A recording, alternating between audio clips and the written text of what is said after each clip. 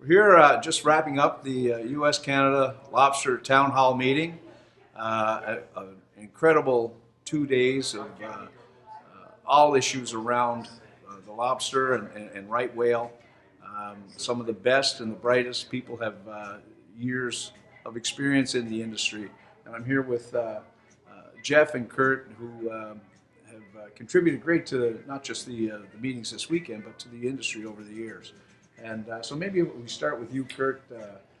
It has been, coming in, this is the first time that I've attended this town hall meeting, but you must see a tremendous benefit in bringing fishermen and scientists, the biologists, marine experts from both sides of the border in to discuss the issues at hand.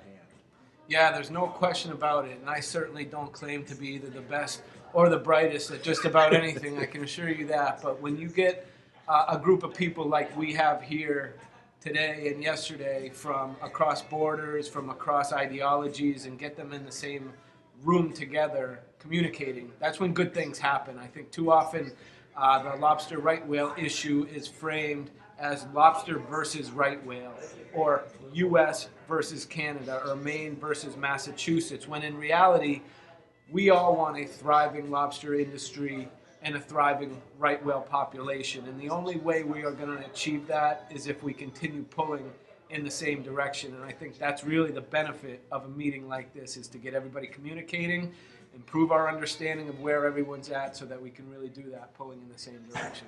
And I haven't had an opportunity to speak with you, Geoff, earlier. I'm sure your views are very similar, too.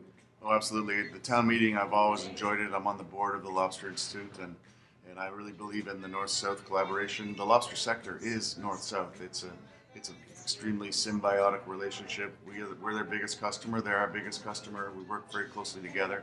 So this meeting is fantastic and brings together key people from both sides of the border, but plant owners as well. Everybody in the value chain comes together, and it's it's fantastic.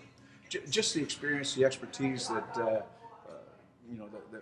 obvious throughout the last 2 days. Where do we go from here? Where do we take the issue about the right whales, about best practices? What are the next steps? Maybe Geoff will start with you, and then. Well, sure. I mean, the pressures and challenges on each side of the border are slightly different. So in Canada, we have to keep continuing our measures and improving them and tweaking them as the whales move around, and adding different measures as we see them necessary. And so we do that every year. The minister announces new measures every year, and she takes good advice from everybody to make those decisions and works really closely with the fishing industry. So we just have to stay the course. New gear technology, innovative, there's all kinds of innovation happening in the space. So I think we're in this for the long run.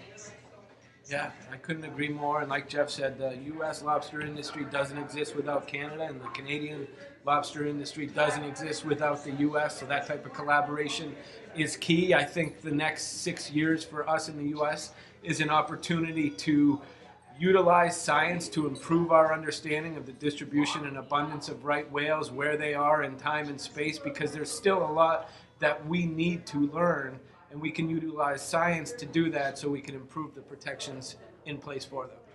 I was going to wrap up on that, but I'd be remiss if I didn't.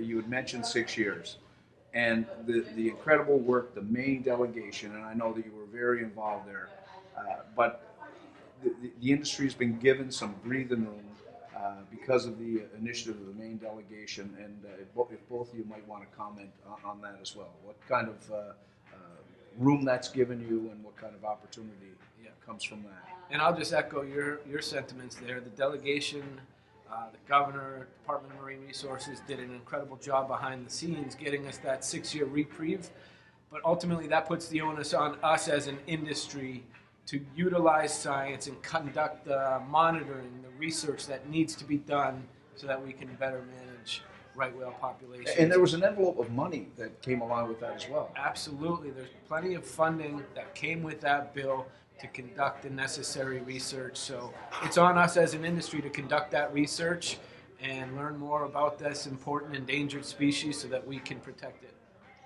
And I just have to say we were very happy to hear about the reprieve. I mean, we buy Maine lobster all through the summer and fall when we're not fishing, so we need that supply to keep our plants open. So we were delighted to hear. We were very worried about there being a pause in the fishery or a big change in the fishery. So we're very happy, and we know that they'll use that time to improve things. Curt and Geoff, thanks so much for your time, and thanks for all that you do on behalf of the fishery. Thank you. You're welcome. very Thank much. you. Appreciate it.